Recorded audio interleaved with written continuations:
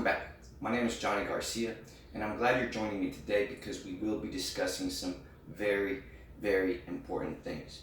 All right, I want to start with the foundation. Now, we're going to start up here in this corner, and we're going to move our way down to here. It's a little scary what I'm going to talk about, but I want you to be open-minded because I'm speaking from a perspective that is not, how do I say this? I'm not set on what I know, because I'm always open to individuals engaging with me and enlightening me with more information that maybe I was not aware of. Second, I'm not speaking from a perspective of I believe white or black is right. I'm just speaking from a historical approach, from a chronological approach, what we have the facts of. And I think this is very important because if you want to start a new life, a new perspective, a new legacy, then you need to understand the foundation of everything. And hopefully this can clear things out for you. Because if you don't understand our past, how can you understand where we're going? It's just that simple. We're going to start up here because, as you can see, it'll be really easy to understand that a man and a woman are supposed to create a child. This is the entire purpose of life, right? Biologically, you cannot make a man or a woman without having a man and a woman. Like, this is just what two create one. And this is innovation of life, because those two parents that get together to create life by procreating, they're essentially passing off the DNA and the information and their consciousness and awareness through DNA into the next generation with the hopes of innovating life, because each generation should be a little bit smarter than the next. As many people get together, we create these tribes of man, woman, and child. And these tribes have to find a way to collaborate and work together. So there are certain requirements to be a part of a tribe. There has to be opportunities, there have to be experiences and responsibilities, and there has to be trade, and there has to be protection, right? These things are very important. Now, what has happened over the last few generations of being humans and developing ourselves is that we discovered fire. And with fire, we were able to get more nutrients out of foods and other stuff that we consumed. Therefore, we were able to grow our brain, grow our bodies, and grow our perception of what it is to be human. And therefore, we evolved into more aware individuals, right? Where we have ability to collect experiences and to develop our own physical attributes. And then we have information that we can collect through different experiences. Also, we can collect different assets like a rock, right? Or like a tree that we can go ahead and plant, and that's our tree. And then experiences that, once again, bring you back knowledge. Like if you planted that tree off a seed that you collected, then you have the experience and the knowledge of how to grow a tree. Also, you probably have the experience of how to not grow a tree, right? Because between the experiences, there's successful ones and obviously not very successful ones where we fail. And in being able to identify the two, we have what is called knowledge. But in order to have knowledge, you need to have experiences. And in order to have life, you need to have a man and a woman. So the tree of knowledge is based upon experiences, and the tree of life is based upon biology. It's that simple. Biology tells us what is the truth. Knowledge is only acquired through experiences. So by me doing this video, I'm going to learn a lot. You're going to learn a lot. And if you know something that I don't know, make sure you share it with me. I'm always trying to grow. So let's move on. As we understand that Tribe A has to do commerce or trade with Tribe B and Tribe C, they require a specific form of monetary exchange, or something that they can exchange that would let them know that, hey, look, this is worth the same here or there. Maybe in some places it's worth more, but we can agree that there's value to this. And that required trust. And then eventually that led us to being able to find gold, which now the biggest opportunity for gold is to help us with aerospace technology, which requires, once again, digging up metals to innovate technology to create machinery. So because gold and metals have led us to be able to innovate the way that we create machinery and innovate our life, we have to start thinking, what have been the previous revolutions that have innovated life as history allows us to understand?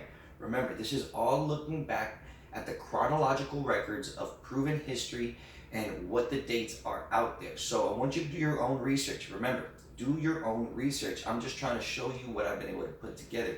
It has to be out of my head and into video so that somebody else can pick up on my journey and do some more research and hopefully put a better, more concrete, more easy to understand plan. So when we look at the age of revolution, we have to look at, this is the new age, because if you notice, this starts in the 1760s.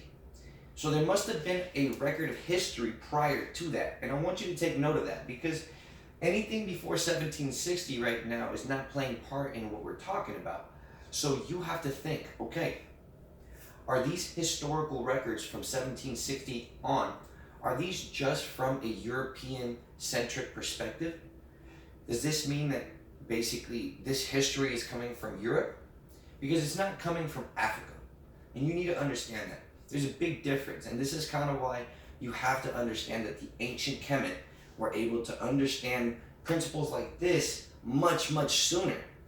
These are all European-centric principles. So if we focus on the European history, which we will right now, it'll give you a better understanding of where we're at. Because the European history has been that which essentially leads to regulation and laws of commerce. This is why there is Black's Laws Dictionary. All right, now this is the first dictionary where there was information of the legalities of trade, commerce, all these legal terms. All right, I want you to do your research and I want you to pick up yourself a copy. I know I got mine today, so you should too. And so the most important thing is to understand these 4 revolutions. I added the last 2 based upon where I think things are going. So I'm going to do a nice little line of divide here. But what you need to understand is this. The first revolution that we had industrially revolutionizing our lives was introduction of water and steam to mechanize the processes of production. This happened between 1760 and 1840. Now what mattered here is that we had a great farming boost. That means that we can produce more food faster. Land was now more beneficial to everybody. But at the same time, this also lowered the will to work hard. What do I mean that? Well, can you imagine being one of the farmers that knows about, you know, these machineries and how to go ahead and take advantage of steam and water, and then the person next to you doesn't have it? Like, they're going to work hard to get it, but once they get it, they're not going to be working really hard because now they have machines. So now they start losing a little bit of their physical abilities. Maybe some things get easier and production increases, which is why America saw a lot of wealth during these times and growth, right? The main asset that we got here was knowledge, but very few were able to acquire that knowledge. If you were able to figure out how to do this, then you could charge to build somebody else. This started building businesses. Businesses needed to be protected legally so that way we wouldn't be able to get sued and we would be able to be protected and we could do trade under whatever corporation you wanted to be. And so this started increasing the amount of governing over these institutions and businesses. Then we go on to the second industrial revolution where we have electricity.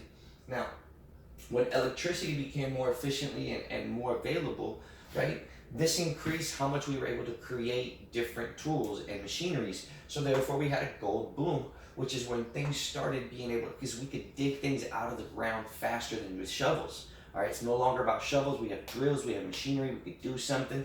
And as this goes up, people start seeing opportunities for growth, and so therefore the family values start decreasing because now there's separations of family in pursuit of opportunity. Remember, that's what America did.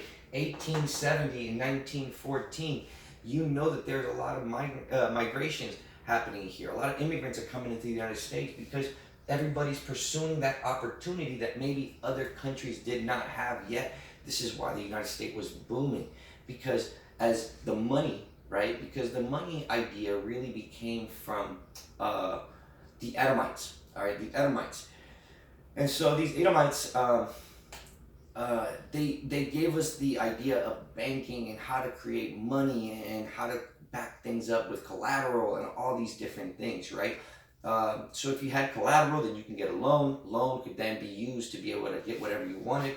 Once that it became an accepted form of exchange or commerce, right? So this paper money, whatever it was coming from these banks, was being a form of exchange that basically said you have wealth in one of these institutions, So therefore, if you have one of these, you could redeem at any of our institutions. 1-to-1 was the idea. Now, I'll get to where this is going in a second, but as our family values drop, we can understand that in pursuit of opportunities and profit, individuals left their families. All of that led to the main asset here being factories, power plants, warehouses, anything that could create energy to power up the rest of the business. This is the main asset of control here. Those who had the power plants had the wealth. They could then define the regulations of how they wanted to operate and do business. Remember, if you had the main asset that was creating the energy or the capital, then you have the power to create regulations. But then we move on to the third industrial revolution, when computers came around. Now, when computers came around, we would then be able to use data and information in order to connect globally and instantly, right? So this is our transition from the 1950s to the 2020s. We've been able to go ahead and use information via computers, right? Technology that was allowed to be utilized to send messages back and forth through ones and zeros. And this is when everything really started. This whole 1 and 0 thing is the most important thing that happened here, right? Because as we started to connect, we started seeing businesses increase production and connectivity, and then we can start outsourcing and all these different things. Now businesses boom, but our connection, our personal connection to the previous generation was then separated, because now you have family members who believe in hard work on this side, and then you have family members who believe in technology because of ease of effort and possible expansion possibilities, right? Potential. So we have here. So there's a big gap and disconnect in the way they see things, the way they operate, the way they want the world to move forward. And this is key here, because at this point, there's a big gap in how family and self is operating. And so we're going to talk about that now, all because we discovered, once again, by digging, by taking advantage of machinery, drills again, boom, oil. Now, some countries in the world, now we're not looking at a specific country, right? Because these power plants, maybe in India, there was few people in India that discovered technology, and they, because they traveled to America, learned about it, had the wealth, invested, went back. Saudi Arabia, right? These really, really wealthy countries. And now that there's oil, right? Saudi Arabia had the technologies as well, right? To drill. And so once they went to America, learned about that stuff, brought it back, they could then invest into drilling. They found out that there was a massive amount of oil. So now Saudi Arabia is one of the richest, actually the richest in the world with oil, right? So we know that there's some countries in the world that have more oil than others. And this is where things get funny. All right, because now we have created what's called organizations, global organizations that determine how we trade. Because if oil was discovered in a certain country, that country could then enter what is called OPEC, which is the oil petroleum exporting countries. It's an organization of petroleum exporting countries. So think about that. You have to be part of what's called OPEC in order to determine the price of oil in the world and how to trade. And that's a huge, major global asset that we all need. Therefore, without oil, you can't run your vehicles, right? And this is why the EV industry is so mind-blowing. The EV industry is going to revolutionize everything, because as we transcend into the fourth industrial revolution, our future is really all about, can we tokenize tokenize assets into digital wealth, so that way we can have immediate transfers of wealth digitally across the globe. What do I mean?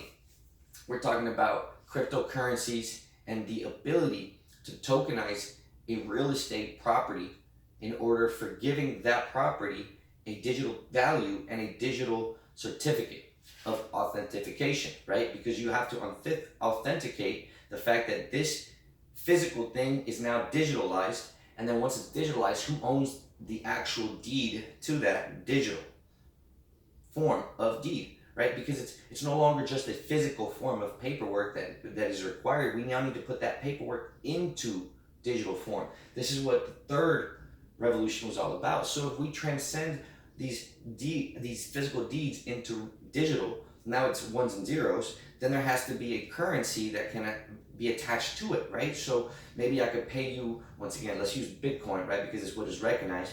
Bitcoin for that house, boom, you'll accept it. That Bitcoin can then be pulled out in your country, whatever fiat that is for that equivalent amount.